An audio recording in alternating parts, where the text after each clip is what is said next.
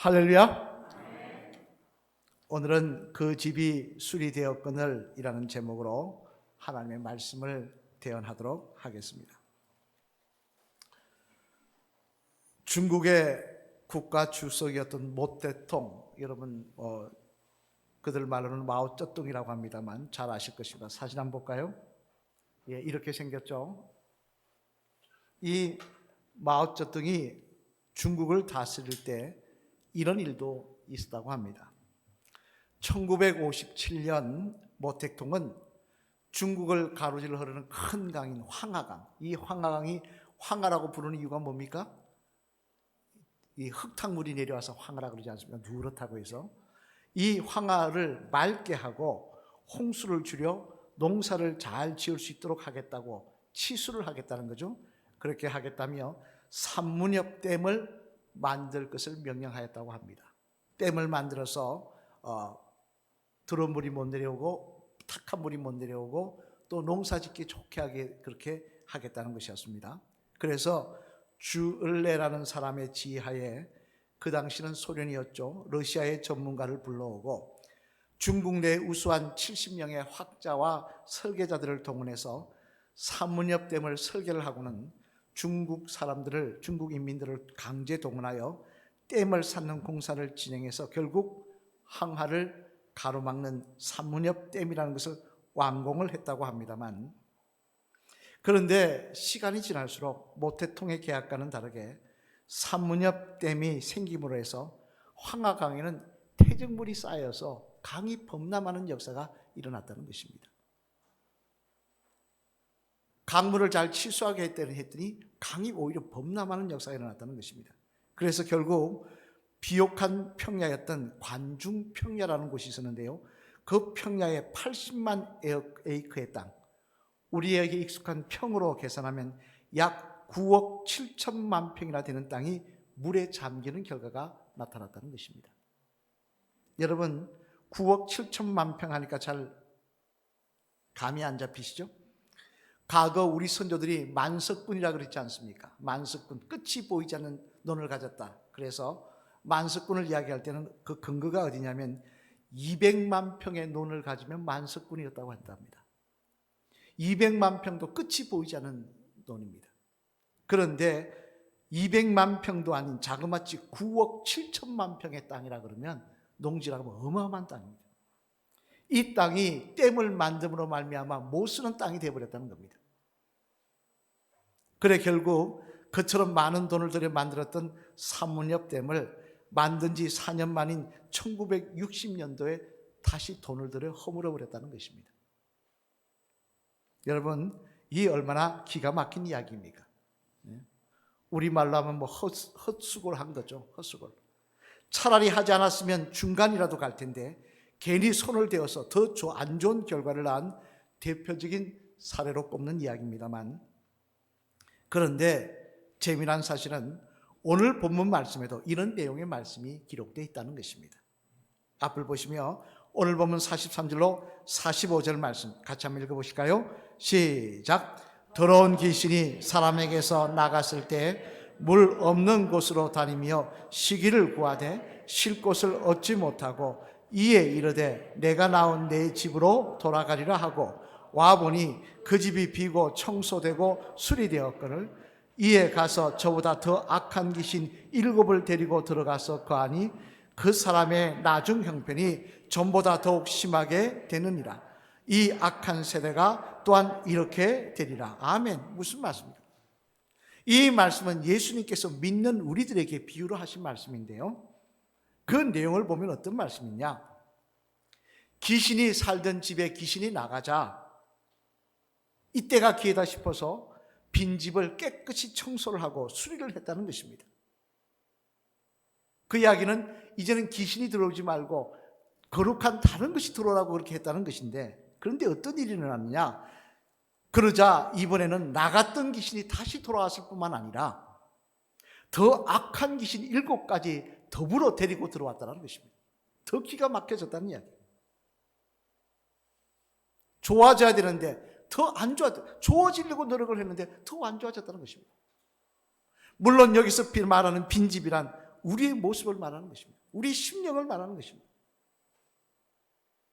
만약 여러분 우리의 심령이 이 상태라면 정말 기가 막힌 일 아니겠습니까? 마치 치수를 하겠다고 댐을 만들어 놓았더니 오히려 댐 때문에 더 홍수가 났던 것처럼 우리들이 하나님의 사람으로 서기를 원해서 깨끗하게 성도가 되겠다고 노력했더니 그 결과가 오히려 마귀가 들어와서 역사하는 자리가 된다고 한다면 기가 막힌 일이 아니겠냐는 말씀입니다. 그러면 여러분, 여기서 주님이 말씀하신 수리되고 깨끗한 빈집이란 우리의 어떤 상태를 말하는 것일까요? 어떤 모습을 말하는 것일까요? 알아야 우리들이 그런 모습을 피할 수 있는 것 아니겠습니까? 바라기는 오늘은 이 말씀을 통하여 우리들의 모습을 돌아봄으로 말미암아 마귀가 좋아하는 빈집이 아닌 하나님이 기뻐하시는 거룩한 성령의 전으로 거듭나시는 저와 여러분들 되시기를 주님의 이름으로 간절히 축원을 드립니다. 그러면 주님이 말씀하시는 수리되고 깨끗한 빈집이란 우리들의 어떤 모습을 말하는 것일까? 믿는 우리들의 어떤 모습을 말씀하는 것일까? 그 내용을 살펴보면요, 먼저 첫째 한번 같이 읽어보시겠습니다. 시작. 믿음의 행동을 하되 하나님보다는 사람에게 보이려고 노력을 하는 모습입니다. 무엇이라고요? 믿음의 행동을 합니다. 안 하는 게 아닙니다. 하는데 하나님보다는 사람에게 보이려고 노력하는 것을 말하는 것입니다. 여러분, 당장 다른 사람들에게 자신의 믿음의 행위를 티는 내는 것으로 유명한 사람들이 성경에 나오는데 그들은 바로 바리새인들이었습니다. 바리새인들은요, 여러분보다 더 금식 열심히 했습니다. 여러분보다 더 기도 열심히 했습니다. 하루에 3번씩 성전에 올라가 기도하시는 분 계십니까? 여러분보다 헌금을 더 열심히 했습니다.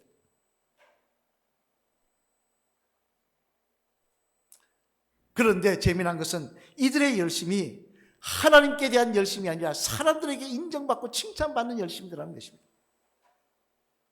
그래서 유대인들의 지혜신 탈무드에 보면요, 이 당시 바리새인들에 대해 적어놓은 이야기들이 있는데, 빛과 적어놓은 이야기들이 있는데 그 중에 몇 가지를 이들이 어떻게 티내기를 좋아했나 살펴보면 이렇습니다.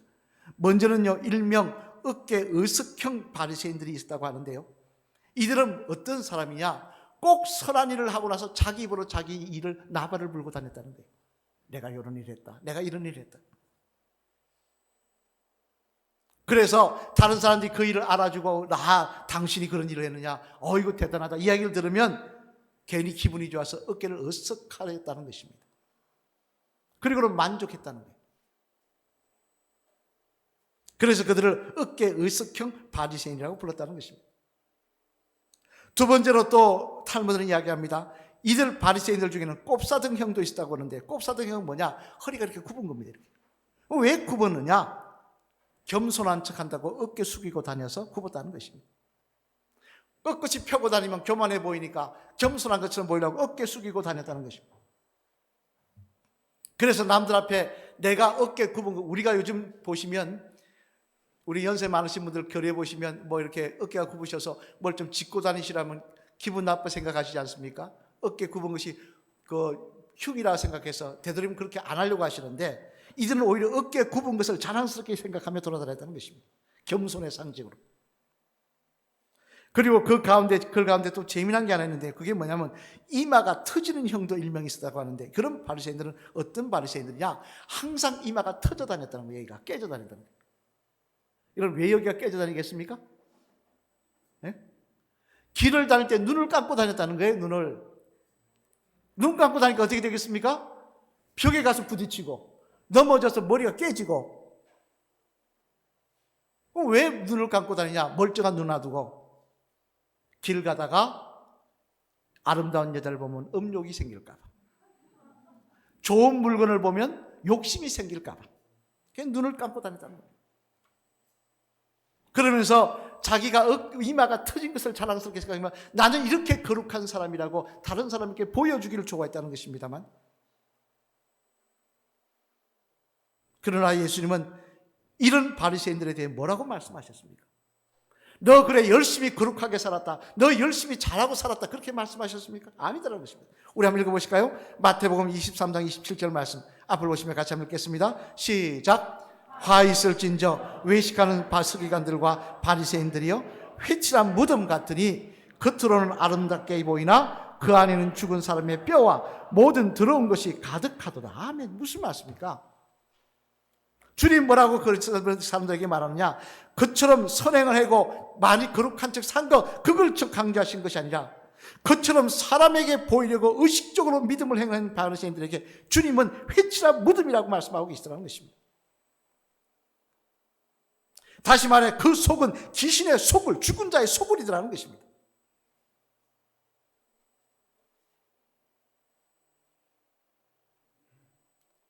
아니 한평생 거룩한 삶을 살겠다고, 믿음의 삶을 살겠다고 하는 사람들인데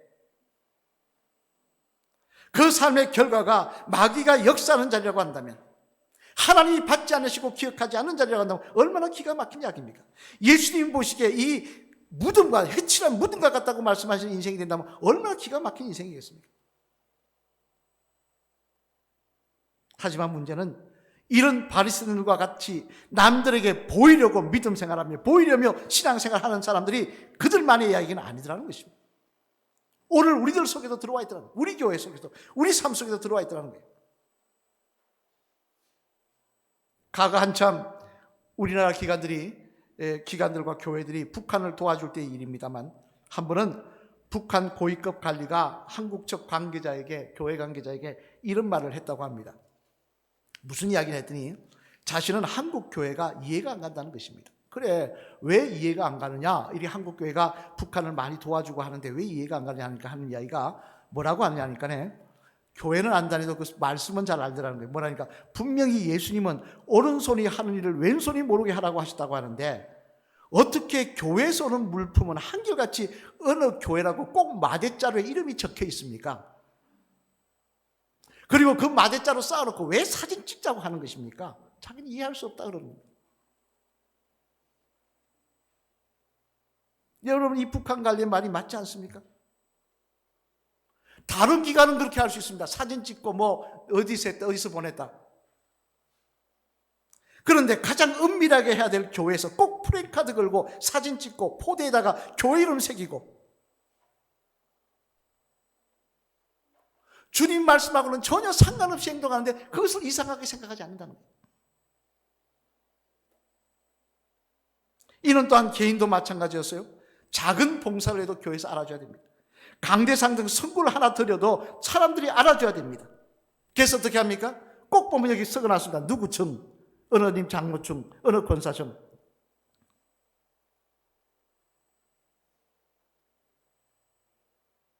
교회 건축하고 나면 그 앞에 헌금 많이 드는 분 이름 적어놨습니다. 그건 누가 몰라주고, 목사님이 몰라주거나 다른 성도들이 몰라주거나 칭찬해 주지 않으면 시험 들었다 하고 기분 나빠합니다. 그러나 여러분, 이런 모습은 절대 주님이 우리에게 바라시는 모습은 아니더라는 것입니다. 이 교회들에게, 믿음의 성도들에게 기대하시는 모습이 아니더라는 것입니다. 당장 마태복음 6장 1절로 4절 한번 볼까요? 주님이 뭐라고 말씀하시니 잘 아시는 말씀입니다. 우리 같이 읽어보실까요? 시작. 사람에게 보이려고 그들 앞에서 너희 의를 행하지 않도록 주의하라. 그러지 하지 아니하면 하늘에 계신 너희 아버지께 상을 받지 못하느니라. 그러므로 구제할 때 외식하는 자가 사람에게서 영광을 받으려고 회당과 거리에서 하는 것 같이 너희 앞에 나팔을 불지 말라. 진실로 너에게 이르노니 그들은 자기 상을 이미 받았느니라. 너는 구제할 때 오른손이 하는 것을 왼손이 모르게 하여 내 구제함을 은밀하게 하라. 은밀한 중에 보시는 너희 아버지께서 갚으시리라. 아멘. 잘 하시는 말씀이지 않습니까? 다른 사람에게 보이며 다른 사람이 인정하며 다른 사람 입에 오르내리는 헌신은, 그 충성은, 선행은 하나님이 받지 않으신다는 것입니다. 하나님이 축복하지 않으신다는 거예요. 내가 열심히 선행을 하고 내가 열심히 봉사하고 내가 열심히 믿음의 삶을 살았는데 하나님이 기억하지 않으시고 축복하지 않으시면 그게 무슨 의미가 있겠습니까?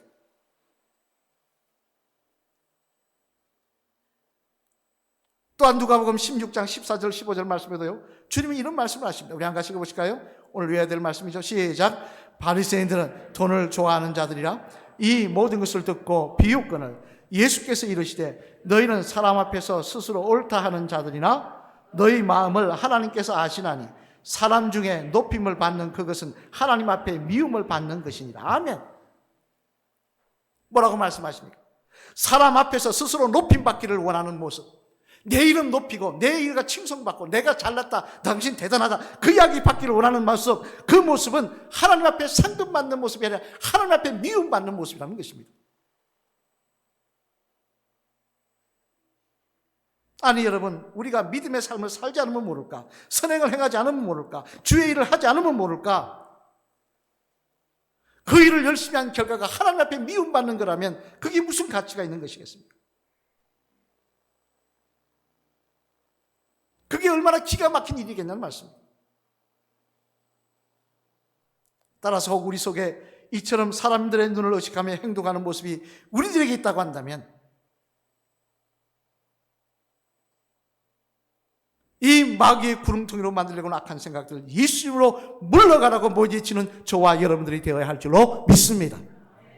그래야 하나님의 사람으로 살겠다고 청소를 했다가 오히려 마귀, 하나님과 상관없는 마귀의 소굴이 되는 그런 어리석음을 피할 수가 있다는 것입니다. 여러분 어떤 모습으로 신앙생활하고 계십니까? 하나님만 아시면 됩니까? 아니면 다른 사람이 알아줘야 되는 것입니까? 다른 사람이 칭찬해 줘야 되는 것입니까? 내 이름이 높이 걸려져야 되는 것입니까? 그 모습이 바로 오늘 주님이 경계하라고 말씀하신 빈집임을 기억하시고 오늘도 내 인생, 내 삶, 내 기도, 내 모습 하나님만 아시면 됩니다. 내 삶의 모습, 내 헌신의 모습, 내 믿음의 모습 하나님만 아시면 됩니다.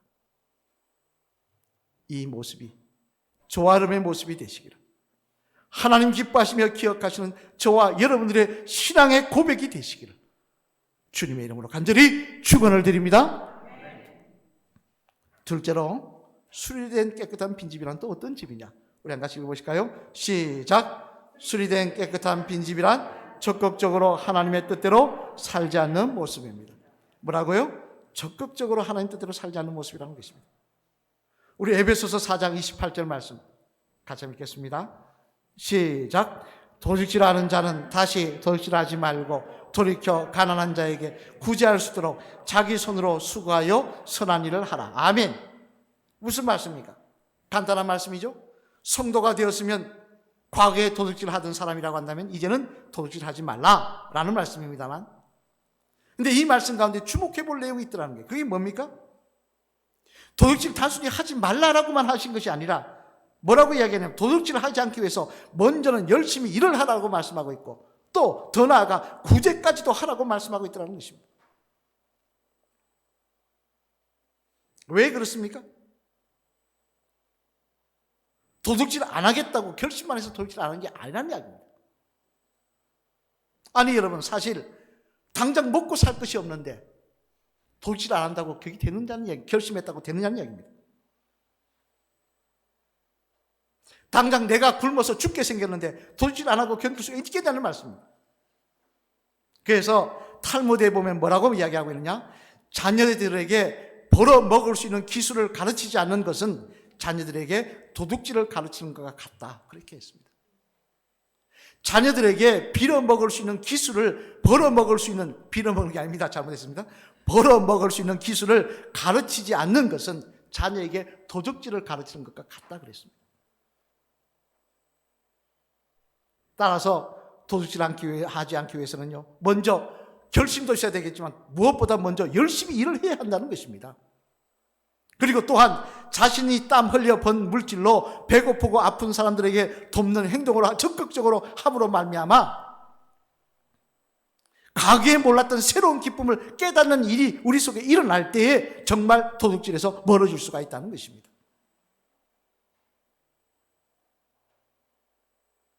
미국의 위대한 전도자인 무디 선생님 아시지 않습니까? 우리 한 사진 볼까요?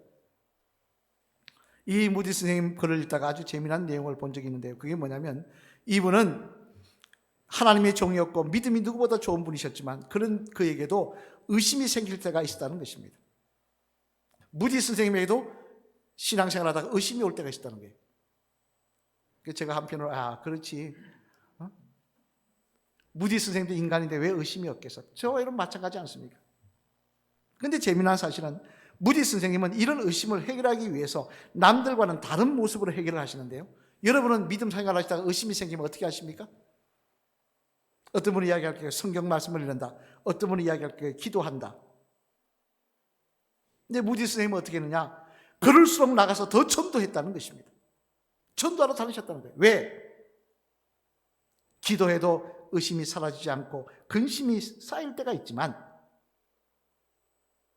오히려 전도하러 적극적으로 돌아다니며 말씀을 전하다 보니까 오히려 복음을 전함을 통하여 자신의 믿음이 다시 확고하게 세우지는 역사가 일어나더라는 것입니다.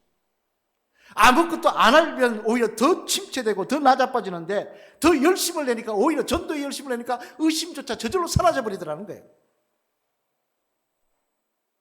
신앙의 역사는 이런 것입니다. 우리 주님만 해도 뭐라고 말씀하십니까? 인간관계 속에 겪어지는 미움의 문제만 하더라도 단순히 미워하지 말고 살아라, 그렇게 말씀하셨습니까? 아니더라는 것입니다. 우리 한번 읽어보실까요? 요한복음 13장 33절 35절 같이 읽겠습니다. 시작. 새 계명을 너에게 주노니 서로 사랑하라. 내가 너희를 사랑한 것 같이 너희도 서로 사랑하라. 너희가 서로 사랑하면 이로써 모든 사람이 너희가 내 제자인 줄 알리라. 아멘. 무슨 말씀입니까? 성도끼리 인간관계도 단순히 미워하지 않겠다고 해서 끝나는 것이 아니라는 것입니다. 오늘은 미워하지 않아도 내일 또 미워할 수 있다는 거예요. 그리고 내일 미워하면 더 미워할 수 있다는 거예요. 따라서 단순히 미워하지 않는 것을 떠나 우리 마음속에 적극적으로 그 사람에 대해서 사랑하는 마음으로 가득 채워버릴 때, 적극적으로 하나님의 말씀을 행하며 살 때에 아까 것들은 우리 마음속에 틈타지 못하고 오히려 하나님이 기뻐하시는 성령의 역사가, 성령의 전들이 우리 심령 속에 지어지는 역사가 일어날 수 있다는 것입니다. 여러분, 나는 뭐만 안 하면 되지, 안 하면 되지, 그러다가는요 어느 순간 내 스스로의 속에 미워하지 않으면 되지라고 생각할지 모르지만 그러나 어느 순간 그 미움이 어느 순간 더 자라가지고 빈집이 되어서 마귀의 역사가 일어날 수 있는 그런 자리가 될 수 있음을 우리는 잊지 말아야 될 것입니다. 그러므로 오늘도 소극적이 아닌 적극적으로 하나님 말씀대로 살려고 노력하는 일이 있을 때 우리의 심령은 어리석은 빈집이 되는 역사가 일어나게 되지 않을 줄로 믿습니다. 사랑하는 성도 여러분, 한번 생각해 보시길 바랍니다. 자기에게 그렇게 속을 썩게 된 귀신이 나갔습니다. 얼마나 좋겠습니까? 그래서 열심히 집도 청소하고 깨끗이 했습니다. 하나님의 속한 성도가 되려고 노력을 했습니다. 그런데 그 결과가 하나님이 주인이 되어서 계시는 집이 아니라 귀신이, 악한 귀신이 7을 데리고 다시 들어와 내 속에 정죄하고 앉았다고 한다면 이 얼마나 기가 막힌 상황이냐는 것입니다. 만약 내 신앙의 모습이 그 방향으로 가고 있다면 이 얼마나 기가 막힌 이야기겠냐는 이야기입니다. 따라서 우리들은 오늘도 하나님이 아닌 사람들에게 보이려고 선행을 행하는 등 믿음의 행동을 하는 모습이 있다고 한다면, 어느 사이인가 사람의 눈길을 의식하는 모습이 있다고 한다면, 또 적극적으로 하나님 뜻대로 살지 않는 모습 핑계대며 그냥 하지만 않으면 되지라고 생각하며 사는 모습이 있다고 한다면 우리들도 그런 청소된 빈집이 될 수 있음을 기억하시고 우리들의 성도의 삶의 모습을 다시 돌아보는 모습이 있어야 될 것입니다. 그래야 할 때 선 줄 알았다가 구원받은 줄 알았다가 하나님과 상관없는 빈집이 되어 버림받는 어리석은 인생은 되지 않을 줄로 믿습니다. 마지막에 한번 따라 하실까요? 집사님, 사람의 눈길을 의식하기보다는 하나님의 눈길만을 의식하며 적극적으로 하나님의 뜻대로 사셔서 정말 하나님이 기뻐하시며 동행하시는 성령의 전이 되시는 집사님 되시길 바랍니다. 할렐루야. 아멘. 여러분, 아무리 내가 믿음의 삶을 산다고 하더라도요, 내가 사람의 눈길을 의식하며 믿음 생활을 하고 있다면, 하나님 뜻대로 사는 일에 적극적이지 않다고 한다면 나도 청소된 빈집이 될 수 있음을 기억하시길 바랍니다. 오히려 쫓아냈더니 마귀의 소문이 되어서 하나님과 상관없는 인생이 될 수 있음을 기억하시길 바랍니다. 오늘 보면 44절로 45절 말씀 다시 한번 같이 읽어보실까요? 앞을 보시며 시작. 이에 이르되 내가 나온 내 집으로 돌아가리라 하고 와보니 그 집이 비고 청소되고 수리되었거늘 이에 가서 저보다 더 악한 귀신 7을 데리고 들어가서 그 안이 그 사람의 나중 형편이 전보다 더욱 심하게 되느니라. 이 악한 세대가 또한 이렇게 되리라. 아멘. 이 말세에 또한 믿는 자들 중에 많은 자들이 이렇게 되리라 라고 말씀하고 있는 것입니다.